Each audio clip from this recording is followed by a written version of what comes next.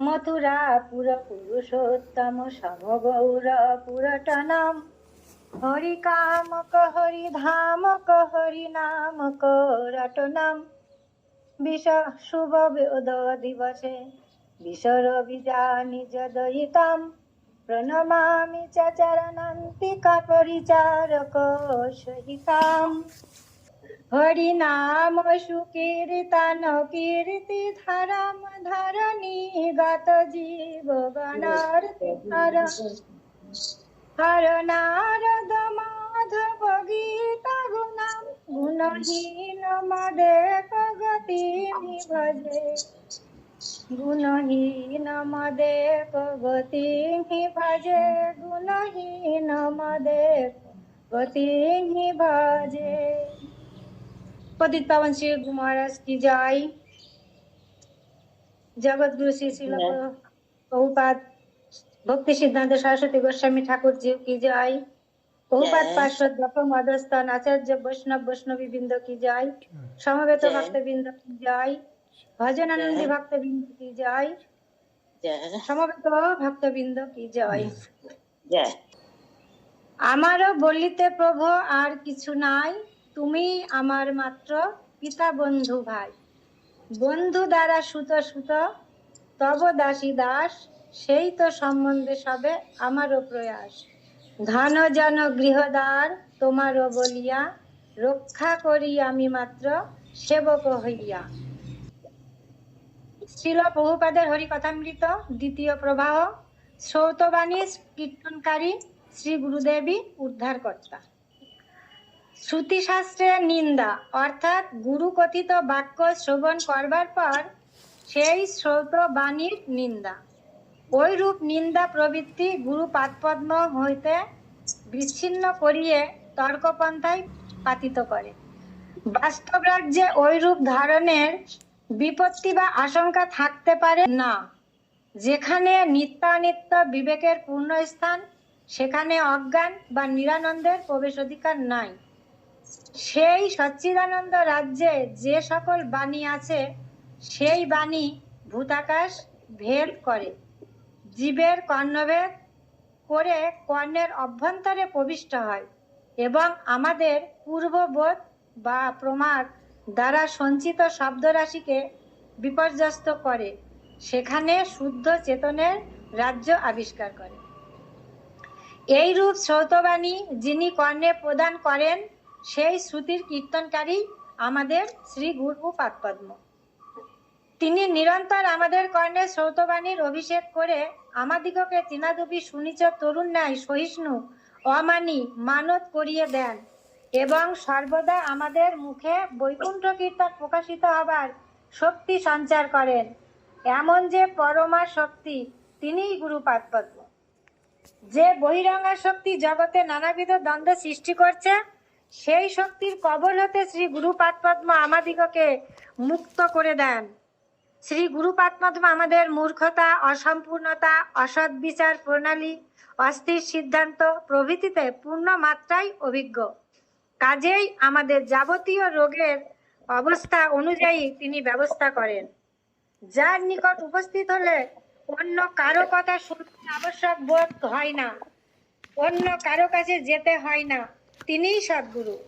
সকলের মঙ্গলের মঙ্গল স্বরূপ ভগবান আমার জন্য সকল মঙ্গল যার করে অর্পণ করেছেন, আমি যদি তার নিকট শতকরা শত পরিমাণ আমাকে সমর্পণ করি, তাহলে তিনি সম্পূর্ণ মঙ্গল আমাকে প্রদান করেন। আর যদি কপটতা, দ্বিহৃদয়তা, লোক দেখানো, মিছাভক্তি বা ভণ্ডামি করি, তাহলে তিনিও বঞ্চনা করে থাকেন।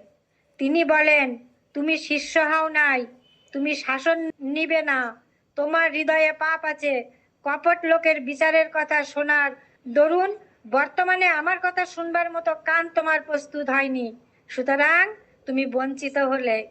তিনি আমার জন্য অমায়ায় যে ব্যবস্থা করেন, তা নতশিরে গ্রহণ করাই আমার কর্তব্য। এটা হচ্ছে শরণাগতের লক্ষণ। শ্রী গুরুদেব বলেন, সর্বক্ষণ 24 ঘন্টার মধ্যে 24 ঘন্টা ভগবত সেবা করো, হরি কীর্তন করো, তাহলে তৃণাদপি সুনিজ হতে পারবে।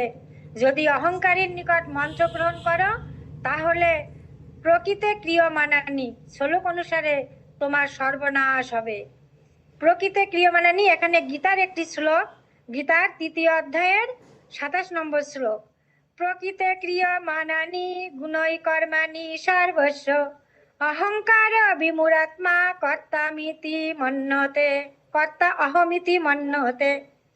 দেবাদিতে অহং বুদ্ধি বিশিষ্ট বিমূঢ় চিত্ত ব্যক্তি প্রকৃতির গুণ সমূহ দ্বারা সর্বপ্রকারে ক্রিয়মান কর্মসমূহকে আমিই করি এরূপ মনে করে। অনেকে নিজের কর্তৃত্ব অভিমানে সদ্গুরুর পাদপদ্ম বাজিয়ে নিতে চান। এ সকল কর্তৃত্ব অভিমানী ব্যক্তি সদ্গুরুর সন্ধান পান না। সদ্গুরুর পাদপদ্ম স্বপ্রকাশ বস্তু।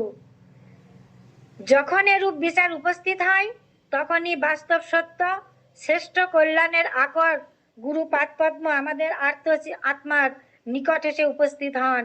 আমরা তখনই সদ্গুরু পাদপদ্ম আশ্রয় করতে পারি। বুভুক্ষা ও মুমুক্ষা যা আমাদের নিজের কাজে লাগে, সেই অপস্বার্থপরতা যদি আমাদের অন্তরের আরাধ্য ব্যাপার হয় তাহলে আমরা গুরু পাদপদ্মের নিকট যেতে পারবো না। যিনি গুরু নন তাকে গুরু মনে করে কেবল নিজের অনর্থ সংবর্ধন করিব। মনন ধর্ম হতে ত্রাণ করতে পারে যে বস্তু, সেই রূপ মন্ত্রই গ্রহণ করতে হবে।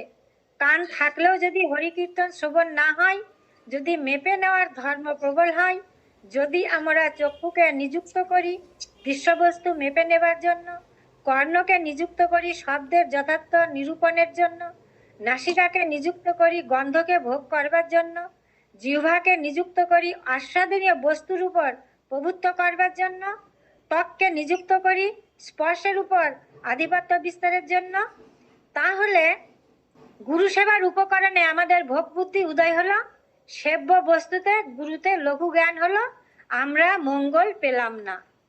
আমাদের গুরু পাদপদ্ম যার আলেখ্য আপনারা দর্শন করছেন, ইনি ইহজগতে কোনো ভাগ্যে বিষয়ের উপদেশক নন।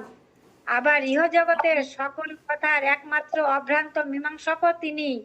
কিন্তু আমি বঞ্চিত, পতিত, আমার দুর্বলতা ক্রমে গুরু পাদপদ্মের সকল কথা হৃদয়ে প্রবিষ্ট হয় না।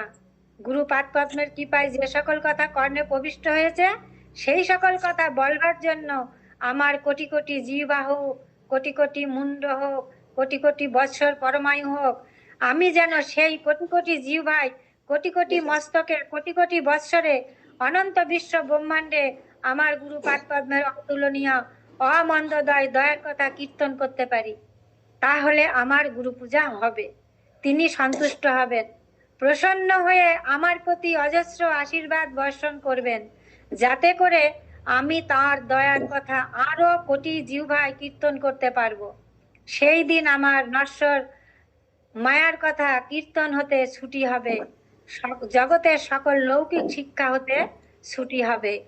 জগতের প্রিয় কথাকে আমার গুরুর কথা বলে গ্রহণ করি, আমরা অচৈতন্য কথায় সর্বদা প্রমত্ত। কিন্তু আমার গুরুদেব শ্রী চৈতন্য মনোভীষ্টং স্থাপিতং যেন ভূতলে স্বয়ং রূপম কদামজ্জম দদাতি সপদান্তিকম। শ্রী চৈতন্য দেবের হৃদগত অভিলাষ যিনি জগতে বিস্তার ও স্থাপন করেছেন, সেই রূপ প্রভু স্বয়ং কবে আমার নিজ পাদপদ্ম দান করবেন, কবে আমি সেই গুরু পাদপদ্মের অসামান্য অতিমর্ত সৌন্দর্য দর্শন করে তার চরণ একান্তভাবে আশ্রয় করব, এমন দিন আমার কবে হবে? যারা এই রূপ বিচার অবলম্বন করেন, গুরু পাদপদ্ম হতে শ্রবণ করেছি, তারা রূপানুগ, তারা শ্রী গৌরসুন্দরের অতি প্রিয়। যারা রূপানুগ হবার জন্য যত্ন করেন, তাদের মঙ্গলের কথা ব্রহ্মা তার সমগ্র জীবনেও বলেও শেষ করতে পারবে না। শ্রী গুরু পাদপদ্ম আমাদিগের সকল সন্দেহ নিরাশ করে ভগবানের যে নাম ভজনের কথা বলেছেন, তাতে জানি গুরুর অবজ্ঞা করতে নাই, শ্রৌত বাণীর নিন্দা করতে নাই, গুরু ভ্রুগণকে পূজ্য জ্ঞানে গুরু পাদপদ্মের অবজ্ঞা করতে নাই, অদ্বয় জ্ঞান ব্রজেন্দ্র নন্দনের আশ্রয় ব্যতীত জীবের অন্য মঙ্গল নাই। আমার গুরুদেব, আমি ধৃষ্টতা করছি, আমার গুরুদেব এই কথাটি বলবার মতো আমার হৃদয় কোথায়? কোথায় কত উচ্চে গুরুপাদ পদ্ম নখচন্দ্র, আর কোথায় আমি নিম্নতর স্তরে বামন। আমি গুরুপাদ পদ্মের সেবা করতে পারি কই? আমি নিদ্রাকালে গুরুপাদ পদ্ম সেবা হতে বঞ্চিত হয়ে আত্মসুখে মগ্ন থাকি। আমি নিজের খাওয়া দাওয়া ব্যাপারে নিযুক্ত থাকি। গুরুপাদ পদ্ম সেবা বঞ্চিত এরূপ অযোগ্য আমি, পতিত আমি, দুর্বল আমি। আমাকে প্রচুর পরিমাণে দয়া না করলে আমি তার দয়ার প্রতি আরো অধিকতর আক্রমণ করতাম। আমার গুরুপাদ পদ্ম দয়ার সাগর, তার দয়া সিন্ধুর এক বিন্দু আমাকে আনন্দ সাগরে মগ্ন করতে পারে। তিনি কতই না দয়া করে আমাকে বলতেন, তোমার পাণ্ডিত্য, তোমার পবিত্রতা, আভিজাত্য প্রভৃতি সব পরিত্যাগ করে আমার কাছে এসো, আর কোথাও যেতে হবে না। তোমার যত ঘর বাড়ি প্রাসাদ সৌধ দরকার আছে, যত পাণ্ডিত্য প্রতিভার দরকার আছে, যত সংযম সন্ন্যাসের দরকার আছে, সব পাবে। তুমি কেবল আমার কাছে এসো। ঘর হোক, দৌড় হোক, পাণ্ডিত্য হোক, এরূপ বুদ্ধিতে দৌড়িও না। সাধারণ লোক যাকে প্রয়োজন মনে করছে তাকে প্রয়োজন মনে করো না।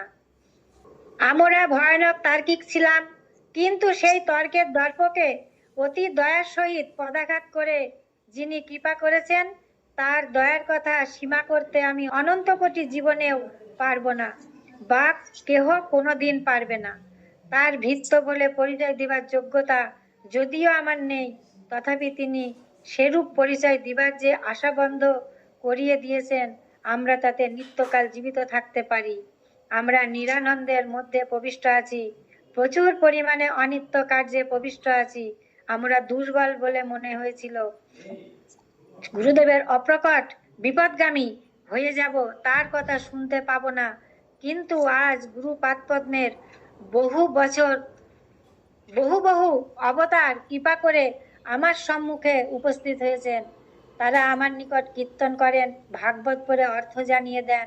তারা যখন আমার গুরুপাদ পদ্মের অভিমত নবায়মান ব্যাখ্যা সময় দ্বারা আমার মৃত শরীরকে সঞ্জীবিত করেন, তখন আমি সংজ্ঞা লাভ করি। আমার প্রতিদিন 24 ঘন্টা কাল হরিকথা শ্রবণ কীর্তন করবার সৌভাগ্য হয়। যে পরিমাণে হরি বিস্মৃতি হবে, সেই পরিমাণে এই চক্ষুর দ্বারা দেখবার চেষ্টা হবে, এই নাসা দ্বারা জগতের গন্ধগ্রাহ করবার স্প্রিয়া হবে।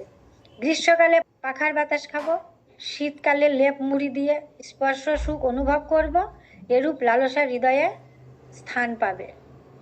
গীতায় যখন শ্রী ভগবান বললেন, দৈবী হি এসা গুণময়ী মম মায়া দূরত্বয়া মামেব যে প্রপদ্যন্তে মায়া মেতাম তরন্তিতে সর্বধর্মাং পরিত্যাজ্য মামেকং শরণং ব্রজ অহং তাম সর্বপাপেভ্য মোক্ষয়িষ্যামি মা শুচো।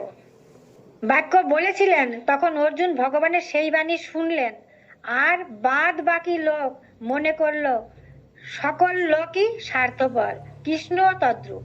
তিনি তো বলবেনই সকল ছেড়ে আমার সেবা করো, কিন্তু যে সেবা করবে তার দুঃখের দিকটা তো তিনি আর দেখলেন না। আমি যা বুঝি এটাই খুব ঠিক, এ কথা বললে আত্মপক্ষ সমর্থন হয় না। কৃষ্ণচন্দ্র সেই ভাবেরই উপদেশ দিয়েছিলেন। জীবের এইরূপ কুতর্কের সমাধান করবে কে? কৃষ্ণের সেবার কথা কৃষ্ণ যখন বলেন, তখন কলিহত লোকের এরূপ তর্ক উপস্থিত হতে পারে। কিন্তু কৃষ্ণচন্দ্র যখন সেবক মূর্তিতে বলেন, আমার আচরণ এই, তোমার যদি এই আচরণ ভালো বোধ হয় তাহলে এরূপ আচরণ করো। নিজে আচরণ করে যিনি অগ্রসর হন, অপরের পক্ষে তার অনুসরণ করবার পরম সুযোগ হয়। যেমন একজন প্রধান গায়ক ও তার অনেকগুলি দোহার, যিনি সর্বপ্রধান গায়ক তিনি আগে গানটা গেয়ে দেন, অন্যে যদি তার দোহারগিরি করেন তবে তাদেরও গান গাওয়া হয়। শ্রী গৌরসুন্দরও শ্রী নিত্যানন্দ প্রভু মূল গায়ক রূপে কৃষ্ণের গান গেয়ে দিয়েছিলেন। যারা যারা নিষ্কপটভাবে সেই গানের দোহারগিরি করবেন তাদেরও গান গাওয়া হবে, মঙ্গল হবে। অমঙ্গল আর মঙ্গল যদি এক হয়ে যায় তাহলে অনুভূতি বলে জিনিস থাকে না। অনুভূতি বিরহিত জিনিস পাথর, অনুভূতি বিরহিত জিনিস পাথর। সুখের অনুভূতি যারা পেয়েছেন তাদের আর পাথর হবার ইচ্ছা হয় না। যারা অজ্ঞানের অনুসরণ করাটাকেই জ্ঞান বলে মনে করেন, আনন্দ পেতে গিয়ে নিরানন্দ সাগরে ডুবে যান, তাদের বুদ্ধির প্রশংসা করা যায় না। শ্রবণ করতে হবে বটে, কিন্তু কি শ্রবণ করতে হবে? স্কুল কলেজে তো আমরা অনেক কিছু শ্রবণ করে থাকি, কিন্তু যারা আমাদের কাছে ওই সকল শ্রবণীয় বিষয় কীর্তন করেন তারা কে? তাদের কি ব্যায়ামটা ভালো হয়েছে? ভ্রম, প্রমাদ, কর্ণাটক, বিপ্রলিপ্সা, মানবের যেগুলি স্বাভাবিক দোষ আছে, সেই দোষ থাকতে তারা কি রূপে সত্য বা পরন্ত আলোচনা করবেন? যিনি এ সকল দোষ হতে সম্পূর্ণভাবে মুক্ত, তার আশ্রয় ব্যতীত তিনি কি প্রকারে আমরা ভ্রম নির্মুক্ত সত্য কথা শ্রবণ করতে পারি? যিনি ভগবৎ পাদ পদ্মের সর্বদা অনুশীলন করেন, তার অনুগত্য সেবা দ্বারা যিনি যার সেবা করেন তার অনুসন্ধান পাওয়া যেতে পারে, অন্যভাবে পাওয়া যেতে পারে না। আমার ব্যক্তিগত চেষ্টার দ্বারা তর্কপথে জ্ঞান সংগ্রহের চেষ্টা বিপজ্জনক। সেই রূপ জ্ঞান সংগ্রহের আশায় যতদিন আস্থা স্থাপন করি ততদিন সমগ্র জ্ঞান পাই না। বিকৃত জ্ঞান, অসম্যক জ্ঞান বা কখনো কখনো আংশিক জ্ঞান লাভ করে থাকি। আংশিক জ্ঞান সংগ্রহ করতে গিয়ে খানিক জানতে জানতেই আয়ু ফুরিয়ে যাবে। নমস্কারের পন্থায় স্বীকার্য, অর্থাৎ কানটা পাতা। সাধুদিগের মুখকথিত বার্তা যিনি কান পেতে শ্রবণ করেন তারই মঙ্গল হয়। ভগবদীয় বার্তা, কৃষ্ণ সম্বন্ধীয় বা কৃষ্ণ ভক্ত সম্বন্ধীয় কথা যিনি আলোচনা করেন তিনিই সাধু। অন্য সব কথা বায়ু রাশিতে বিলীন হয়ে যায়। উহা শত শত বৎসর ধরে উচ্চারণ করিলে কি ফল হবে? কাল চলে যাচ্ছে, তাতে আয়ু হরণ হয়ে যাচ্ছে। এর মধ্যে কে সিদ্ধি লাভ করবেন? সৌতপন্থী সিদ্ধি লাভ করবেন। বাদের প্রতিবাদ আছে, তর্কের কোনোদিনই প্রতিষ্ঠা নাই, কিন্তু সৌতপন্থা নিত্য প্রতিষ্ঠিত। যিনি সর্বদা 24 ঘন্টার মধ্যে 24 ঘন্টা সর্বেন্দ্রিয় দিয়ে হরিকীর্তন করেন তিনি সিদ্ধি লাভ করতে পারেন। কীর্তনীয় বিষয়টা কি? নাম, রূপ, গুণ, পরিকর, বৈশিষ্ট্য ও লীলা।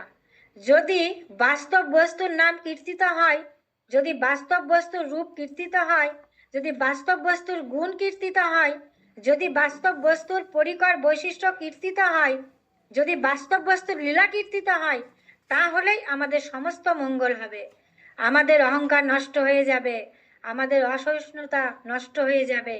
জড় প্রতিষ্ঠার আশাকে বর্জন করে সমগ্র বহির্মুখ জগতের নিকট পরম অসাধু বলে খ্যাতি লাভ করেও আমরা পরমানন্দ লাভ করতে পারব। ভাগবতের ত্রিদণ্ডীর প্রতি বহির্মুখ জগৎ হতে অনেক অত্যাচার হয়েছিল। সত্যের কীর্তনকারী হরিনাম কীর্তনকারীর প্রতি অত্যাচার হয়েছিল। সত্যের কীর্তনকারী হরিকীর্তনকারীর প্রতি অত্যাচার করবার জন্য সমগ্র বহির্মুখ জগৎ, এমনকি দেবতাগণও পর্যন্ত প্রস্তুত। ত্রিদণ্ডী জগতের বহির্মুখ সমাজের কথায় কর্ণপাত না করে আপন মনে হরিকীর্তন করতে করতে ভূমণ্ডলে বিচরণ করেছিলেন। কৃষ্ণ যখন সর্বধর্মাং পরিত্যাজ্যং মামেকং শরণং ব্রজ বললেন, তখন বহির্মুখ লোক কৃষ্ণচন্দ্রকে প্রকৃতি প্রসূত প্রাণী বিশেষ মনে করে বললেন, কৃষ্ণচন্দ্র নিজের পূজার কথা নিজে বলছেন, কৃষ্ণ কিরূপ আত্মসুখপর। সেই জন্য সেই কৃষ্ণচন্দ্রই জীবের মঙ্গলের জন্য গুরুর পোশাকে উপস্থিত হলেন। তার উপদেশ ও আচরণ হলো, কৃষ্ণকে ভজন করো, কৃষ্ণের কীর্তন করো। বোকা লোকেরা মনে করলেন একজন সাধক জীব এসে উপস্থিত হয়েছেন। বুদ্ধিমানেরা উপলব্ধি করলেন কৃষ্ণ বড় চতুর, সৎ, তাই ভোল বদলেছেন, আশ্রয় জাতীয় আবরণ পরেছেন, তাকে তারা চিনে ফেললেন। আর আমার মতো লোক মনে করলো একজন আচার্য, একজন ধর্মপ্রচারক উপস্থিত হয়েছেন, তিনি সমাজ বিপ্লব সাধন করছেন। হিন্দুর ধর্ম ভাঙ্গিল নিমাই, কৃষ্ণের কীর্তন করে নিচ 12 বার, সেই পাপে নবদ্বীপ হইবে উজাড়। যদি আমাদের এমন সৌভাগ্য হয় যে আমরা ভগবত ভক্তের সঙ্গ পাই, তাহলে সেই সুযোগ করিয়ে দেওয়ার একমাত্র মালিক কৃষ্ণচন্দ্র। গুরুর হাত দিয়ে তিনি বড় ভয় অপদ ব্যাপারটাকে প্রদান করেন। যাদের কপালের জোর আছে তারাই এই সুবিধাটা পান। যিনি যেরূপভাবে শরণাগত তার নিকট পদ উপযোগী গুরু পাদপদ্ম উপস্থিত হন। আমাদের কপাল বড় মন্দ ছিল, জাগতিক লেখাপড়া শিখে উঠতে পারি নাই, জাগতিক কোনো সহায় সম্বলে আস্থা স্থাপন করতে পারি নাই, এমন ব্যক্তিকে ভগবান দয়া করেছেন, গুরু পাদপদ্মের মুখ সম্মুখীন করে দিয়েছেন। ভগবান শব্দের অর্থ আলোচনা করতে গিয়ে গল্পের মতো স্কুলে পড়েছিলাম। ঐশ্বর্যস্য সমগ্রস্য বীর্যস্য যশস্য শ্রিয়া জ্ঞান বৈরাগ্য চ এব জন্নাম ভগ ইতি অঙ্গনা। বৈরাগ্য বলে কথাটা গল্পের মতো শুনেছিলাম। বৈরাগ্য শতক, শান্তি শতক, মদ মুদ্গর প্রভৃতিকে বৈরাগ্যের উপদেশ পাঠ করেছিলাম, কিন্তু যখন দয়াময় কৃষ্ণ দয়াময় কৃষ্ণ উভয়েরই দয়া হলো, তখন ভগবানের বৈরাগ্য ব্যাপার শ্রীরূপ ধারণ করে উপস্থিত হলেন। মানুষের আকারে ওই রূপ বৈরাগ্য হয় না, কিন্তু আমরা তা সাক্ষাৎভাবে দেখতে পেয়েছি। তথাপি আমি যে তিমিরে সেই তিমিরেই, শরীরটা বাধা দিচ্ছে, 24 ঘন্টা গুরুপাদ পদ্মের সেবা করতে পারছি না। যে বৈরাগ্যের আদর্শ মূর্তি দেখেছি তা মোহমুদ্গরের বৈরাগ্য মাত্র নয়, ফল্গু বৈরাগ্য নয়, সে বৈরাগ্য মহাভাবময়, কৃষ্ণ সেবার পরাকাষ্ঠাময়। কেবল কনককামিতে বৈরাগ্য নয়, প্রতিষ্ঠায় পর্যন্ত যার বৈরাগ্য, এরূপ পুরুষ আমার আরাধ্য হন। একটি শিষ্যও যিনি করেন না এমন শ্রীপাদপদ্ম আকাঙ্ক্ষা করে তার নিকট গিয়ে উপস্থিত হলাম এবং তার কাছে কৃপা ভিক্ষা করলাম। তিনি বললেন, আমি একটি শিষ্য করেছিলাম যে প্রতারণা করে চলে গেছে, আর আমি শিষ্য করব না। আমি ব্যথিত হলাম বটে, কিন্তু দৃঢ় প্রতিজ্ঞা করলাম, দেখি আমি কতবার প্রত্যাখ্যান হতে পারি। আমি তার কৃপা না নিয়ে জগতে বিচরণ করব না। সেই গুরু পাদপদ্মের নিকট যখন উপস্থিত হলাম, তখন তার কৃপায় জানতে পারলাম, আমি যাকে সর্বোত্তম আদর্শ বলে মনে করে শ্রেষ্ঠ জীবন মনে করি, সেই আদর্শ তার নিকট সর্বাপেক্ষা অধম। জগতের সকলের সহিত আমার আদর্শের মিল ছিল না, কিন্তু আমার শ্রী গুরু পাদপদ্ম একটি অলৌকিক বিচার দেখিয়ে দিলেন। পূর্বে নেতি নেতি বিচার পর নির্বিশেষবাদীর অনেক গ্রন্থ আলোচনা করেছিলাম, তার বাস্তব উদাহরণ পেয়ে গেলাম। শ্রী গুরু পাদপদ্ম আমাকে জানালেন, তুমি যে আদর্শের অনুসন্ধান করছো সেই আদর্শ তোমার নহে। আমি মনে করেছিলাম আমার গুরু পাদপদ্মে অদ্বিতীয় বৈরাগ্য আছে বটে, কিন্তু তার পাণ্ডিত্য কিছু কম আছে। তিনি পুঁথিপত্রের বিদ্যার অহংকারকে চূর্ণ করে দিয়েছিলেন তার কৃপা মুদ্গরের দ্বারা। তিনি জানিয়েছিলেন, তোমার সর্বাপেক্ষা শ্রেষ্ঠ আদর্শ প্রকৃতপক্ষে সর্বাপেক্ষা নিকৃষ্ট। যখন তার এই বাণী কর্ণে প্রবেশ করেছিল, যখন তার কৃপা পেয়েছিলাম, তখন আমার ক্ষুদ্র মস্তিষ্কে সেই দিব্যজ্ঞান ধারণ করিবার ক্ষমতা ছিল না। এত বড় কথাটা তিনি আমাকে আমার মতো বোকা সব জানতাকে শোনাবার সুযোগ দিয়েছিলেন। এক সময়ে বাংলাদেশের একজন প্রধান ভূম্য অধিকারী আমি কার আশ্রিত অনুসন্ধান করে আমার গুরু পাদপদ্মের সর্বশ্রেষ্ঠত্ব জ্ঞানে আমার প্রভুকে ভূম্য অধিকারী মহাশয়ের প্রাসাদ তার ভক্ত গোষ্ঠীর মধ্যে নিয়ে যাওয়ার জন্য উপস্থিত হয়েছিলেন। বৈষ্ণব ভূপতির সদৈন্য কাতর প্রার্থনা শুনে আমার গুরুপাদ্ম উক্ত ভূপতিকে বললেন যে, আমি যদি আপনার প্রাসাদে গমন করি, তাহলে হয়তো সেখানে আমার থেকে যাওয়ার ইচ্ছা হবে এবং আপনার লোকজন আমাকে আপনার সম্পত্তির ভাগিদার মনে করে আপনার প্রতি মামলা মোকদ্দমা জুড়ে দিবেন। আমার মামলা মোকদ্দমা করবার সামর্থ্য নাই, সুতরাং আপনি এই শ্রীধামের গঙ্গা পুলিনে আমার নিকট বাস করে নিশ্চিন্তে হরিভজন করুন। আমি আপনার জন্য একটি গাড়ির সই নির্মাণ করে দিব এবং ভিক্ষা করে আপনার গ্রাসচ্ছেদন নির্বাহ করাবো। আর আপনি আমার সমস্ত বিষয় সম্পত্তি গোমস্তাগণের হাতে অর্পণ করে বিষয় হতে নিবৃত হলে বৈষ্ণব হতে পারবেন। তখন আমি বৈষ্ণবের প্রাঙ্গণে নিমন্ত্রিত হয়ে আবদ্ধ থাকব। যদি আমি আজ আপনার নিমন্ত্রণ স্বীকার করে এই অপ্রাকৃত গৌরধাম হতে আপনার প্রাসাদে গিয়ে বাস করি, তাহলে কিছুদিনের মধ্যেই রাজার স্বভাব লাভ করে বিপুল ভূমি ও বিষয় সংগ্রহের জন্য আমাকে ব্যস্ত হতে হবে।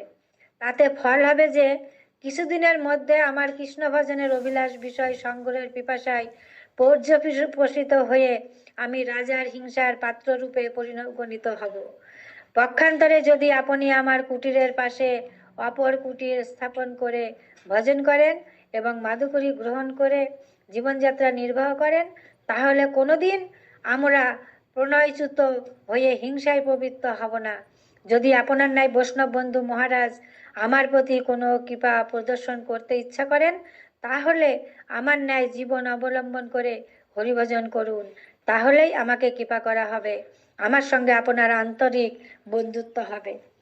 আমার গুরু পাদপদ্মের এইরূপ পরামর্শ শ্রবণ করে বৈষ্ণব বর রাজেন্দ্র স্তম্ভিত হলেন। যাহাদিগকে তিনি বৈষ্ণব বলে পোষণ করেন, তাহাদিগকে চরিত্রও এমন মহাত্মার চরিত্রের মধ্যে পার্থক্য উপলব্ধি করলেন। রাজার আশ্রিত ব্যক্তিগণ তার রুচির অনুকূল বাক্য বলে কিছু জাগতিক লাভ অর্জনে ব্যস্ত, আর আমার শ্রী গুরুপাদ পদ্ম রাজার রুচির বিপরীত কথা বলেও ভূপতির প্রকৃত মঙ্গল বিধানে ব্যস্ত। আমার গুরুদেব সম্পূর্ণ নিরপেক্ষ, জগতে কাহারও নিকট কোনো কৃপা প্রার্থী নন, সকলের নিষ্কপটে হরিভজন করুন, এই তার শুভেচ্ছা। কৃষ্ণ ইন্দ্রিয় তর্পণে নিযুক্ত করাকেই তিনি সর্বাপেক্ষা অধিক দয়ার কার্য জানেন। বিষয়ে রুচি বা কাহারও আত্ম ইন্দ্রিয় তর্পণ যজ্ঞে বাতাস দেওয়াকে তিনি কৃপা জানাবার পরিবর্তে ভীষণ হিংসা জ্ঞান করতেন। আমার শ্রী গুরুদেব নদিয়া শহরের গঙ্গার তটে বিভিন্ন স্থানে পাগলের ন্যায় পড়ে থাকতেন।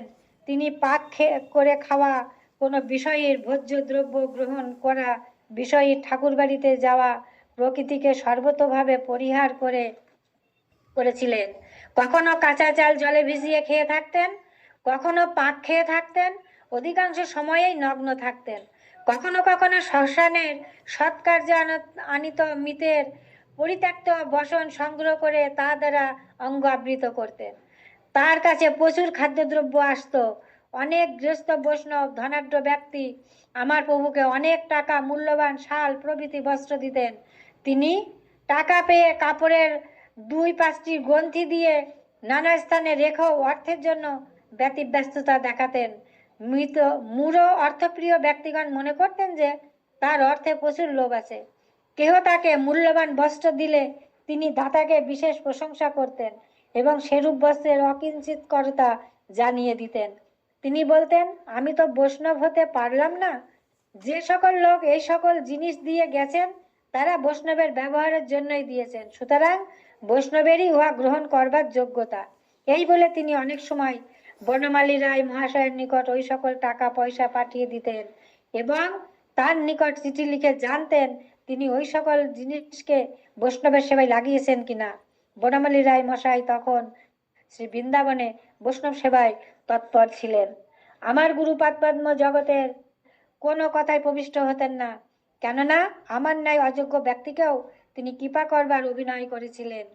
তার শতাংশের একাংশ বৈরাগ্যের সহিত জগতের শ্রেষ্ঠ বৈরাগ্য বানগণের বৈরাগ্যের তুলনা হতে পারে না। ছিল রঘুনাথ দাস গোস্বামী প্রভুর বৈরাগ্য আমার প্রভুতেই পূর্ণমাত্রায় প্রকটিত ছিল।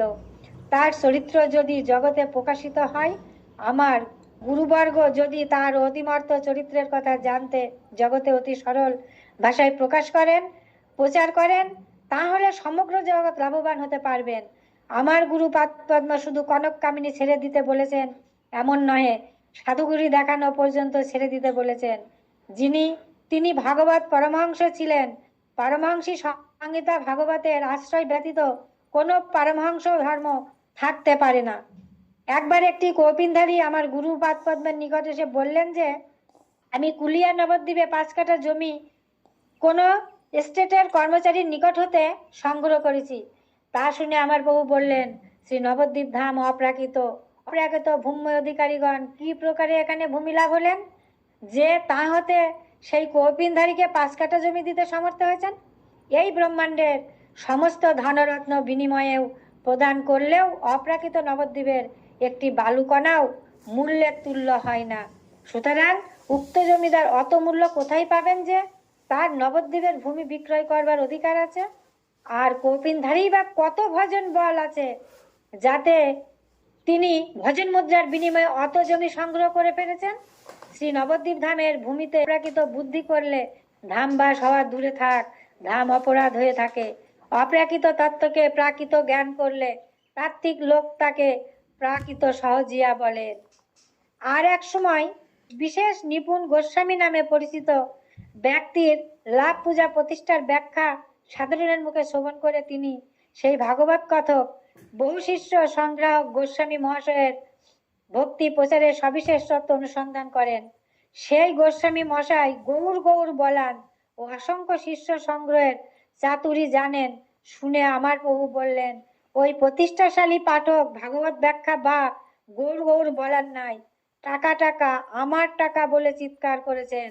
উহা কখনোই ভজন নহে, সত্য ধর্মের আবরণ মাত্র।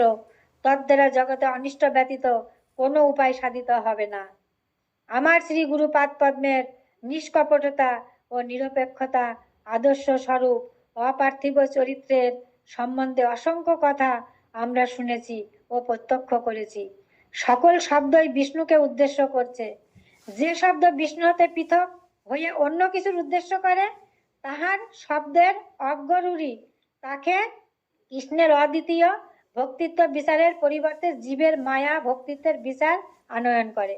আমরা দর্শনের বড় বড় কথাগুলি, ভাগবতের প্রতিপাদ্য বিষয়গুলি আমাদের শ্রী গুরু পাদ পদ্মের অতি সরলভাবে আকারিত দেখতে পেয়েছি। যদি ভগবানের অনুগ্রহ হয় তাহলে তিনি অতি সহজে সোজা কথা মানব জাতিকে এই সকল কথা জানিয়ে দেন। তখনই তারা বুঝতে পারে সত্য বাস্তব কি, আর কাল্পনিক ও আপাত জগতের কাজ চালানোর সত্য বা আপেক্ষিক সত্য কি জিনিস। লোকে বলে আজ আমার গুরু পাদ পদ্মের অপ্রকটের দিন, কিন্তু আমি মনে করি আজ তার প্রকটের দিবস। তার কথা সহস্র মুখে সহস্র ইন্দ্রিয়ে কোটি ইন্দ্রিয়ে কীর্তন করে নিত্যকাল যেন তার পূজা করতে পারি। শ্রী চৈতন্য মনোভীষ্ট স্থাপনকারী শ্রীরূপ প্রভুর মনোভীষ্ট স্থাপনের যেন আমাদের সর্বেন্দ্রিয় নিযুক্ত হয়। আমার নিত্য প্রভুর কথা বলবার চেষ্টা দেখাতে গিয়ে আমি আপনাদের অনেক সময় গ্রহণ করলাম। আপনারা কৃপা করে আমার নিত্য প্রভুর কথা শ্রবণ করেছেন, সুতরাং আপনাদের চরণেও গুরু বুদ্ধিতে প্রণাম করছি। ধন্যবাদ, প্রণাম প্রভুজি। জয় নিতাই, জয় প্রভুপাজি, প্রণাম। দিদি বলছি কি এটা আপনার দ্বিতীয় প্রবাহ না? দ্বিতীয় প্রবাহ? হ্যাঁ হ্যাঁ হ্যাঁ, দ্বিতীয় প্রবাহ। এই চ্যাপ্টার নামটা কি বা? সৌতবাণী শ্রী কীর্তনকারী গুরুদেবী উদ্ধারকর্তা, 122 পৃষ্ঠা, 122। আচ্ছা আচ্ছা, ওকে ওকে। জয় নিতাই, জয় গৌর, জয় প্রভুপাদ। গৌরাঙ্গৈকর গতি বোজ আশ্রিত মতি, শ্রী গৌর ধাম স্থিতি, সৎশাস্ত্রৈক বৃত্তি, কুসঙ্গ বিরতি, দুস্থ ব্যথার নিষ্কৃতি, শ্রী রূপৈক রতি, সনাতন নতি, শ্রী জীব তেজস্তুতি, শ্রী সিদ্ধান্ত সরস্বতী বিজয়তে গৌরীয় গোষ্ঠীপতি, নিখিল ভুবন মায়া ছিন্ন বিচ্ছিন্ন কর্ত্রী, বিবুধ বহুল মৃজ্ঞা মুক্তি মহন্ত দাত্রী, শিথিলিত বিধি রাগ আরাধ্য রারেশ ধানী, বিলাসিত হৃদি নিত্যাং ভক্তি সিদ্ধান্ত বাণী। জয় প্রভুপাদ।